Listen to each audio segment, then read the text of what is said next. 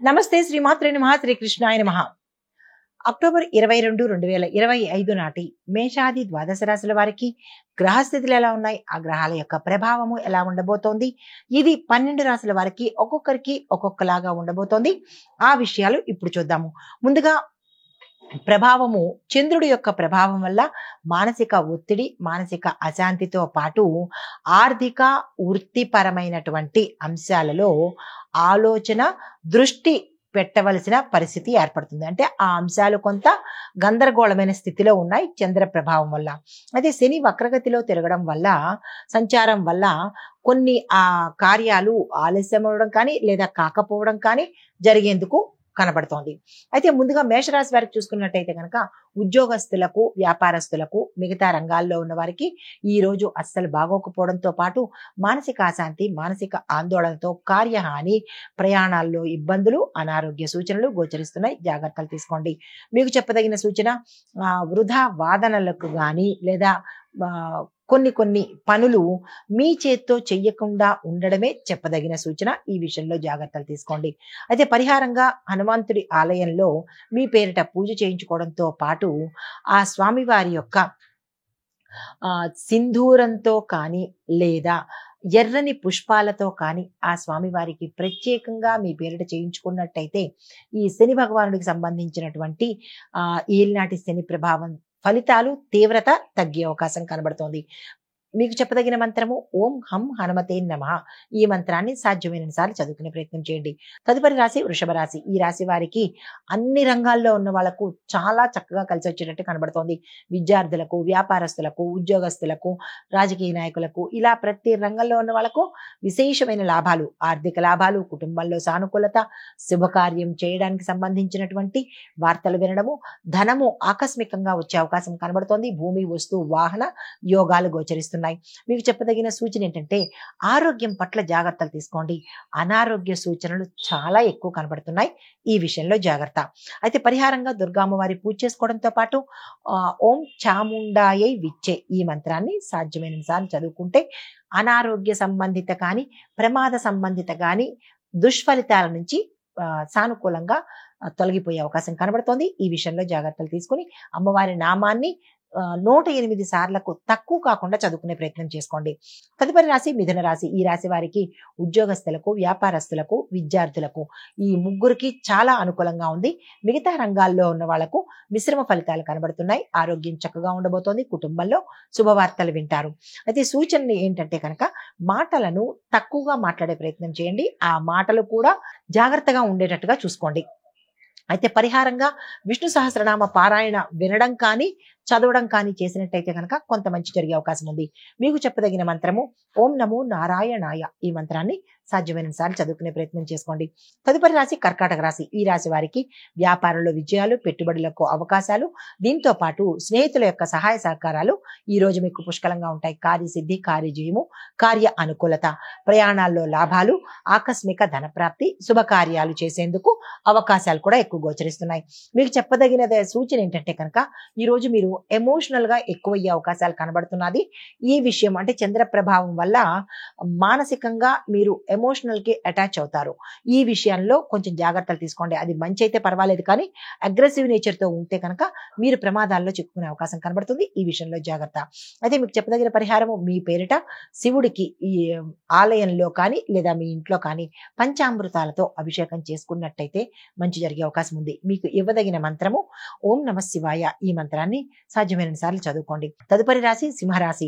ఈ రాశి వారికి ఆర్థిక లాభాలు, కుటుంబంలో సంతోషము, స్థిరచరాస్తులు కూడా ఈ రోజు మీకు మీ పేరిట పొందడం కానీ లేదా మీ పేరిట రావడం కానీ జరిగేందుకు అవకాశాలు ఎక్కువ కనబడుతున్నాయి. ఆ దిశగా ప్రయత్నాలు చేసుకోండి. ఖర్చులు అంటే మీకు ఖర్చులు ఎక్కువగా వచ్చే అవకాశం కనబడుతోంది. అనవసరమైన ఖర్చులు పెట్టవలసినట్టుగా సూచనప్రాయంగా కనిపిస్తోంది. అవి ఏమిటి అనేది మీరు యోచన చేసుకుని అవసరమైన మేరకే ఖర్చు పెట్టే ప్రయత్నం చేసుకోండి. మీకు చెప్పదగిన పరిహారము ఈ రోజు నవగ్రహ ఆలయంలో సూర్య భగవానుడికి సంబంధించి ఏదైనా దానం కానీ లేదా మీ పేరిట పూజ కానీ చేయించుకున్నట్టయితే మంచి జరిగే అవకాశం ఉంది. మీకు ఇవ్వదగిన మంత్రము ఆదిత్యాయ నమః అనే మంత్రాన్ని సాధ్యమైన సార్లు చదువుకునే ప్రయత్నం చేయండి. తదుపరి రాశి కన్యా రాశి. ఈ రాశి వారికి ఉద్యోగంలో ఎదుగుదల, ప్రమోషన్స్, స్థాన చలనాలతో పాటు గత కొంతకాలంగా మీరు ఎదురు చూస్తున్నటువంటి ప్యాకేజీ పెరగడం కానీ, ఏరియర్స్ ఏదైనా ఆగిపోయినవి తిరిగి ముందుకు వెళ్లే అవకాశం కనబడుతోంది. గౌరవ ప్రతిష్టలు పొందుతారు. పై అధికారుల సహాయ సహకారాలు మీకు ఈ రోజు చాలా చక్కగా ఉండబోతోంది. వ్యాపారస్తులకు, విద్యార్థులకు చాలా చక్కగా ఉంది. అయితే ఒక రాజకీయ నాయకులకు మాత్రమే కొంత గందరగోళ పరిస్థితి, మానసిక అశాంతి, నిందలు పడే స్థితి గోచరిస్తుంది. జాగ్రత్తలు తీసుకోండి. మీకు చెప్పదగిన పరిహారము విష్ణు సంబంధిత ఆలయ దర్శనం చేసుకుని అక్కడ మీ పేరిట విష్ణువుకి అంటే ఏ ఆలయమైనా పర్వాలేదు, ఆ స్వామివారి యొక్క ఆలయంలో మీ పేరిట పూజ చేసేటప్పుడు తులసి దళాలు, సుగంధ కుసుమాలు అంటే మంచి వాసన కలిగినటువంటి పువ్వులతో స్వామివారికి మీ పేరిట అర్చన చేయించుకున్నట్టయితే కనుక ఏదైనా గ్రహ సంబంధిత దోషాలు ఉంటే అవి సానుకూలంగా తొలగిపోయే అవకాశం కనబడుతోంది. మీకు చెప్పదగిన మంత్రము ఓం నమో నారాయణాయ. ఈ మంత్రాన్ని సాధ్యమైన సార్లు చదువుకోండి. తదుపరి రాశి తులారాశి. ఈ రాశి వారికి వ్యాపారంలో లాభాలు, భాగస్వామ్య ఒప్పందాలలో విశేషంగా ఈ రోజు చక్కగా ఉంటుంది. అగ్రిమెంట్ల మీద సంతకాలు పెట్టాలన్నా, ధనపరంగా పెట్టుబడులు పెట్టుకోవాలన్నా, వ్యాపార విస్తరణ కోసమైనా చక్కగా ఉండబోతోంది. మీరు వెంటనే ఆ ప్రయత్నాలు చేసుకోండి. అయితే కొత్త ఒప్పందాలు లాభాన్ని తెచ్చిపెడతాయి. వ్యాపారస్తులకు, ఉద్యోగస్తులకు స్థానచలనాలతో పాటు మీరు అనుకున్న అవకాశం అంటే మీరు గత కొంతకాలంగా ఏదైనా ఉద్యోగం చేద్దామనో లేదా మీ థాట్లో ఏదో వేరే సంస్థ మారదామనో ఇలా మీ ఆలోచన ఈ రోజు రూపుదిద్దుకునేటట్టు కనబడుతోంది. దానికి సంబంధించిన ప్రయత్నాలు చేయండి. రాజకీయ నాయకులకు చూసినట్టయితే కనుక అధిష్టాన వర్గం నుంచి మీకు ఒక సంతోషకరమైన వార్త రాబోతున్నది.